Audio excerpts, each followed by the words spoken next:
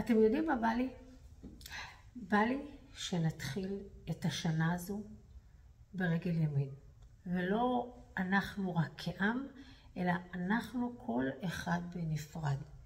ולמה ככה, זה היה חשוב לי לומר לכם את זה היום. שמעתי מישהו ככה בזווית העין שאומר על עצמו, אני מרגיש עלוב. למה הוא מרגיש עלוב? אני ככה, זו שיחה ששמעתי ככה מהצד, אני לא הייתי שותפה לה, לצערי.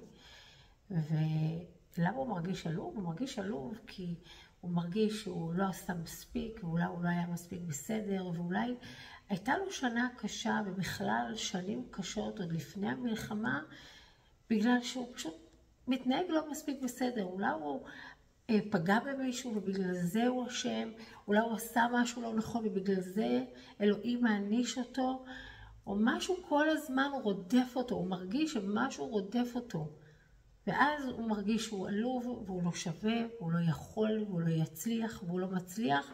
זה לא יקרה עכשיו, זה לא קרה קודם כאילו בשנים האחרונות, זה לא יקרה בעתיד, כי כנראה עשיתי משהו לא בסדר, ובגלל זה עכשיו אני משלם את המחיר. עכשיו בואו רגע נדבר על עשיתי משהו לא בסדר. מי כאן לא עשה אי פעם משהו שהוא לא בסדר, או שעשה טעות? מי מאיתנו לא עשה טעות בחיים שלו? אני לא מכירה אפילו אחד כזה, ואם מישהו יגיד שהוא לא עשה או לא עשתה, אין שום סיכוי, זה פשוט, ולא בגלל שאתם ישרים או לא ישרים, אמינים או לא אמינים, אלא כי אנחנו בני אדם, ואנחנו עושים טעויות, ואנחנו תמיד נעשה טעויות. אנחנו תמיד נשתדל שלא, אולי יש כאלה שפחות שמים לב לזה, אבל בגדול אני מאמינה בבני אדם, ואני מאמינה שאנחנו רוצים להיות הכי טובים שאפשר, ולפעמים לא עובד לנו, ולפעמים זה לא מצליח לנו, ולפעמים זה לא קורה כמו שהיינו רוצים, ונסיבות החיים, ואנשים שאנחנו באים איתם במגע, מביאים אותנו לקצה אחר או לקצה כזה, ואנחנו, אתם יודעים, דברים קורים, ולא תמיד הכל בשליטתנו. למרות שאני כן חושבת, וזה אני אעשה סרטון אחר, שיש דברים שאנחנו באמת, גם כשקשה לנו, וגם שאנחנו נורא כועסים, וגם שאנחנו נורא מוחזבים, ואני אומרת את זה בשם עצמי גם, אנחנו יכולים לאסוף את עצמנו. אנחנו נעשה על זה סרטון נפרד, לא עכשיו.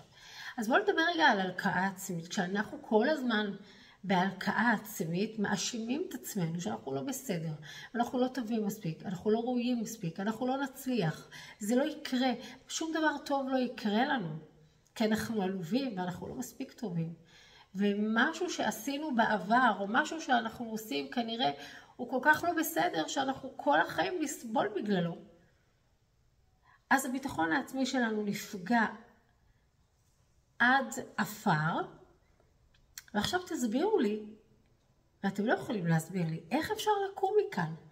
איך בן אדם שממוטט את עצמו, מרסק את עצמו, אדם או אישה, לא משנה, איך בן אדם יכול להרים את עצמו שהוא כל הזמן דוחף את עצמו למטה?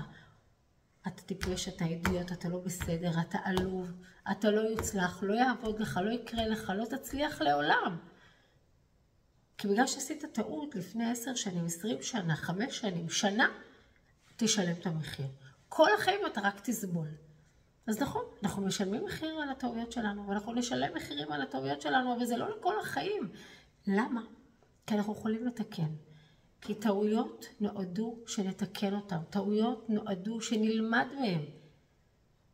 טעויות נועדו שנעשה איתם עבודה. לא שנלקה את עצמנו ונגיד לעצמנו כל הזמן כמה אנחנו לא בסדר, כי זה גם נורא מעייף. אפילו הנפש שלנו כבר עייפה מאיתנו, ואז אנחנו ממשיכים בהלקאה עצמית, והיא לא מצליחה להרים את עצמה, כי אנחנו דוחפים אותה למטה. אז אולי נפסיק לדחוף אותה למטה ונגיד שאוקיי, יכול להיות שפעם עשינו טעויות, יכול להיות שעוד נעשה טעויות, אנחנו בטוח נעשה עוד טעויות. גדולות יותר, גדולות פחות, קטנות יותר, קטנות פחות, אנחנו תמיד נעשה טעויות.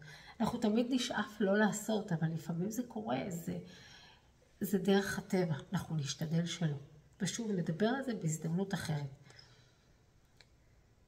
אבל אנחנו חייבים להבין שכשאנחנו כל הזמן בהלקאה עצמית, בהאשמה, שאנחנו לא בסדר, שאנחנו לא טובים, שאנחנו לא מצליחים, שלא יקרה לנו, שלא יעבוד לנו, כי לא מגיע לנו,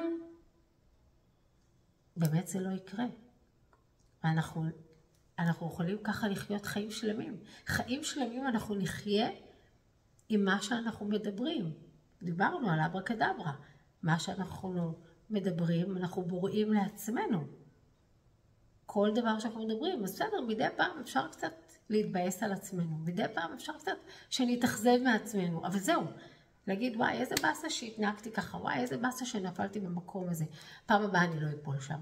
פעם הבאה אני לא אעשה את זה. זאת אומרת, להבין את השיעור, להבין מה אני עושה בפעם הבאה נכון, וזהו, ולסלוח לעצמנו. כי אם אתם לא תסלחו לעצמכם, אז אף אחד לא יסלח לכם. אם אתם לא תקבלו את עצמכם, אז אף אחד לא יקבל אתכם.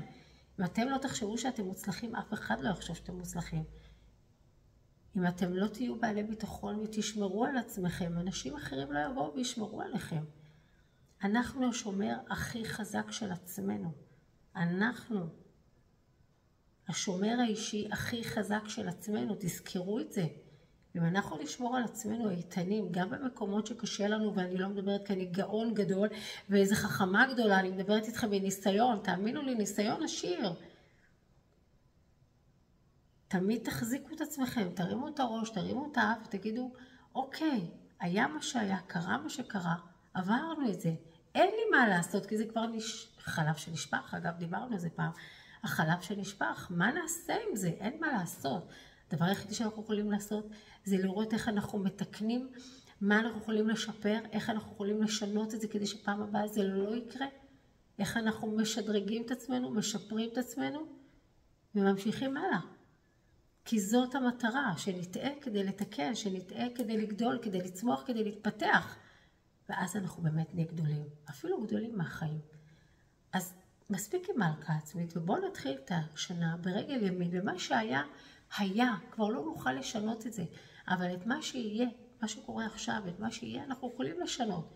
תשנו את מה שלא טוב, ותפתחו, ותגדילו, ותעצימו את מה שטוב בכם. ואתם תראו שלא תצטרכו הלקאה עצמית. הלקאה עצמית זה לחלשים, אנחנו לא צריכים את זה. אנחנו חיים פה בעוצמה לתמיד, גם שקשה לנו. שיהיה לנו גמר חתימה טובה. שיקות ממני.